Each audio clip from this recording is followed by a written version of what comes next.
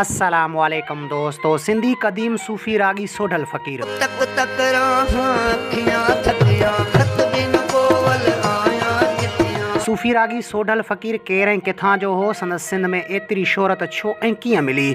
सभ खां पहिरियां जेकॾहिं तव्हां असांजे यूट्यूब चैनल ते नवां आया आहियो त महिरबानी करे असांजे यूट्यूब चैनल खे सब्सक्राइब करे घंटी जे बटन ते क्लिक करे ऐं नोटिफिकेशन ऑल करे छॾींदा।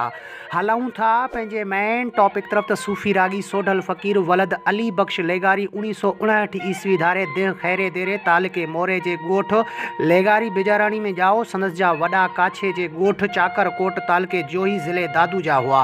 सूफ़ी रागी सोढल फ़कीर जो ॾाॾो मोहम्मद हसन तोड़े वालिद अली बख्श लेगारी पिणु सूफ़ी राग सां वाबस्ता हुआ। सूफ़ी रागी सोढल फ़कीर राग जी सिख्या पहिरियां पंहिंजे वालिद ऐं बाद में अहमद शाह ॻोठ जोड़ा नाले तालुके मोरे वारे खां वरिती। हिन राग जी शुरूआति 20 सालनि जी ॼमार खां कई। सोढल फ़कीर खे बेपनाह मक़बूलियत सिंध में तॾहिं मिली जॾहिं मोहम्मद कासिम माका लॻभॻि 13 एल्बम उन जा कया। उन बाद सोढल फ़कीर खे सिंध जे झर झंग में काफ़ी शोहरत मिली।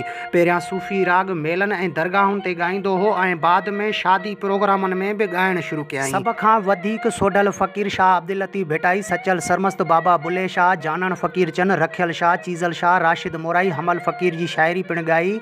सूफ़ी रागी सोढल फ़कीर मोहम्मद कासिम माका जे प्रोग्राम राग मच में काफ़ी जोहर ॾेखारिया। हिन सिंध खां अलावा हिंदुस्तान जे राजस्थान में बि पंहिंजे फ़न जो मुज़ाहिरो कयो। पाण मेहरान टीवी जो बि मशहूरु रागी हो।